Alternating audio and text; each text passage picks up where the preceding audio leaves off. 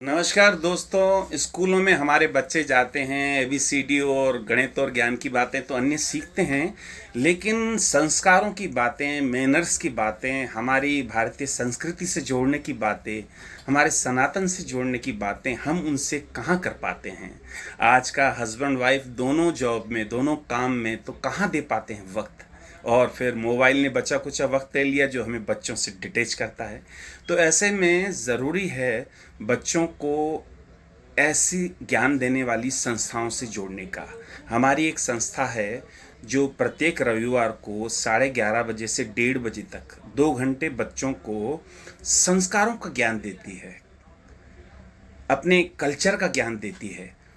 उसी समिति ने कल ही मातृ पितृ पूजन का बसंत पंचमी के दिन एक विशेष प्रोग्राम किया था, जिसकी मैं आपको झलकियां दिखा रही। आप देखिए, उस प्रोग्राम में आपको इमोशनल हो जाएंगे, आप जज्बाती हो जाएंगे वो प्रोग्राम देखते हुए, जब बच्चे माता पिता का पूजन करते हैं और माता पिता उन्हें दुआएं देते हैं।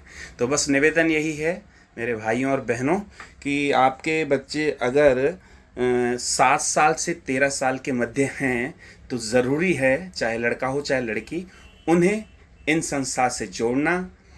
2 घंटे रविवार को देने रहते हैं, छोड़ने जाना है, लेने आना है। संस्कार का भरपूर भंडार मिलेगा बच्चों में, तो आप ही को आनंद आएगा।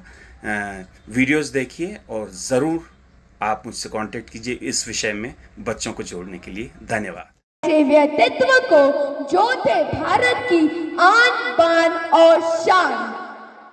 आज मैं आपको हमारे महान भारत देश के एक प्रतिभाशाली महानेता एवं पुरुष के बारे में बताने जा रहा हूं, जिन्हें हम आयरन मैन या लोह पुरुष के नाम से भी जानते हैं, और ये है श्री सरदार वल्लभ भाई। प्रेरित होकर योग वेदांत सेवा समिति द्वारा प्रतिवर्ष मातृ पिता दिवस मनाया जाता है। साईं जी ने हिंदुस्तान में सनातन धर्म की रक्षा के लिए 2 कार्यक्रम शुरू किए थे। एक धर्मांतरण, आज से 25-30 साल पहले हिंदुस्तान में धर्मांतरण का कार्यक्रम ईसाई मिशनरियों द्वारा किया जा रहा था। उनको रोकने के लिए बाबू आशाराम जी ने अभियान छेड़ा घर वापसी का।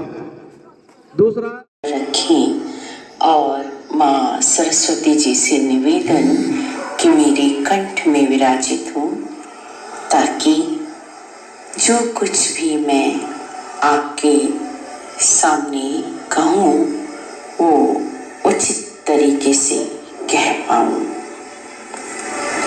हम सभी अपने बच्चों के स्कूल के रिपोर्ट कार्ड के सभी सब्जेक्ट्स के मार्क्स अच्छे से चेक करते हैं कि साइंस में कितने हैं, मैथ्स में कितने हैं, एसएसटी वगैरह वगैरह के। मगर क्या किसी पेरेंट ने ये ध्यान दिया है कि मेरे बच्चे का व्यवहार कैसा है, उसके आदर्श क्या हैं, उसका आइडियल कौन है? अगर कठिन या विपरीत परिस्थिति आए तो वो कैसे रिएक्ट करता है, कैसे हैंडल करता है? क्या वो निराश होके बैठ जाता है? क्या वो बहुत गुस्सा करता है, या चैलेंज को एक्सेप्ट करता है कि मैं अब और अच्छे से करूँगा और अच्छा करूँगा, और उत्साह से भर जाता है? नहीं करते। हमने कई इंजीनियर, डॉक्टर, मजिस्ट्रेट को सुसाइड करते हुए पढ़ा और सुना है। क्यों? क्योंकि उन्हें सिर्फ पढ़ाया गया, जीवन के मूल्य कभी समझाए ही नहीं गए कि जो होता है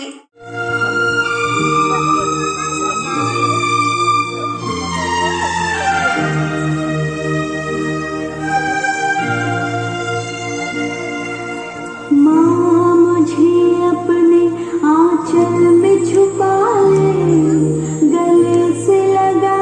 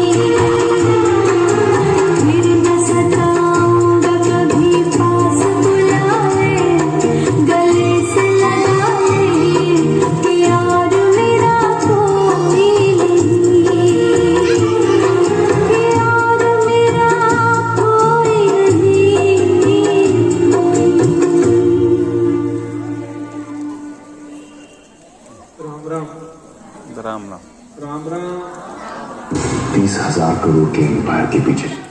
आंखें भर आई सभी की, कैसा लग रहा है बताओ ना।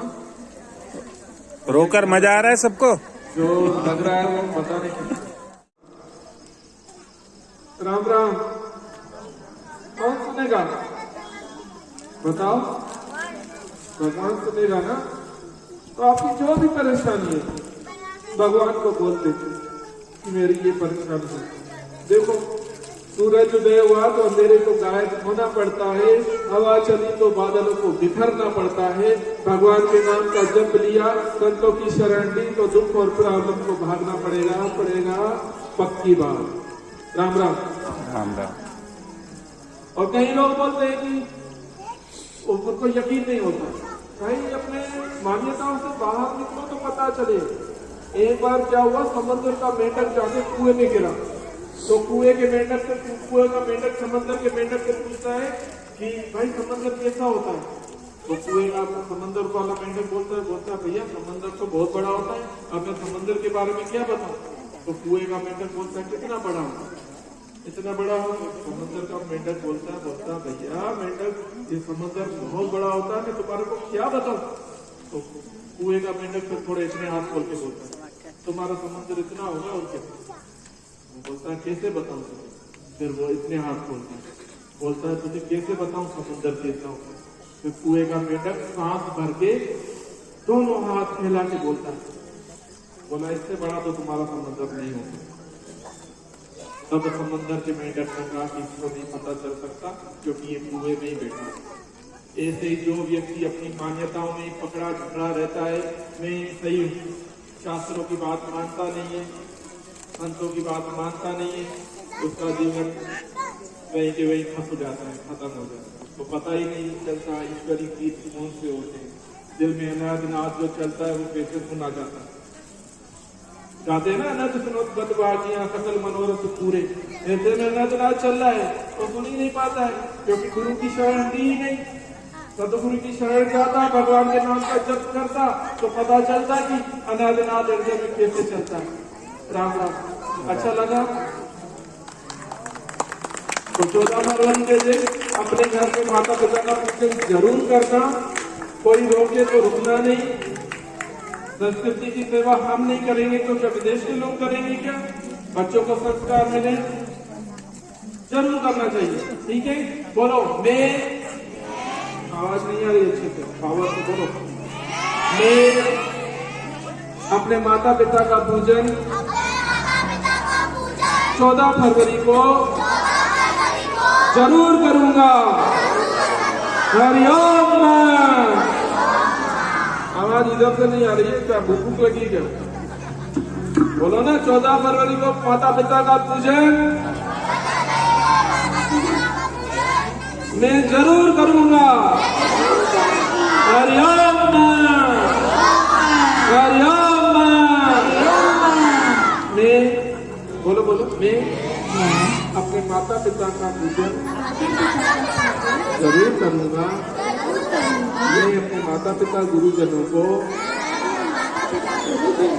रोज प्रणाम करूंगा। मेरे जीवन को महानता के रास्ते ले जाने वाली उनकी आज्ञाओं का पालन करना मेरा कर्तव्य है और मैं उसे अवश्य पूरा करूंगा। हरिओम हरिओम। इस समय माता पिता अपने बच्चों के सिर पे हाथ रखकर स्नेह में आशीष करते हैं एवं उनके मंगल में जीवन के लिए उनका शुभ संकल्प करें। अब बच्चे नहीं बोलेंगे, माता पिता बोलेंगे बच्चों के सिर पे हाथ रखकर। तुम्हारे जीवन में उद्यम, साहस, धैर्य, बुद्धि, शक्ति व पराक्रम की वृद्धि हो। तुम्हारा जीवन माता पिता एवं गुरु की भक्ति से महक उठे। तुम्हारे कर्मों में धर्म, सजनता और कुशलता आए। दीर्घायु बनो, श्रद्धावान बनो। तुम श्रद्धावान बनो, विद्यावान बनो। तुम विद्यावान बनो। ब्रह्मविद भव, तुम ब्रह्मवेत्ता बनो। अब बच्चे बच्चियां माता पिता को और माता पिता बच्चों को मधुर प्रसाद खिलाएंगे।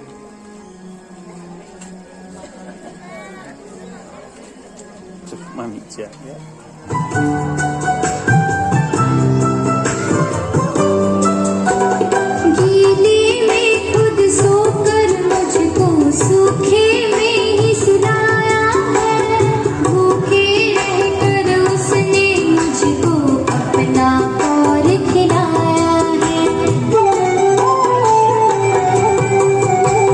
गीले में खुद सोकर मुझको सूखे में ही सुलाया है, भूखे रहकर उसने मुझको अपना और खिलाया है। उस मातारण के अब आरती करेंगे। दिया था बाल संस्कार में, पूरे साल डिसिप्लिन से रहा और फुल अटेंडेंस दी है उन बच्चों को भी, और जो सारे बच्चे जिन्होंने ये सांस्कृतिक प्रोग्राम में भाग लिया है उन सभी को प्राइज दिए जाएंगे। इसलिए जाए कोई नहीं।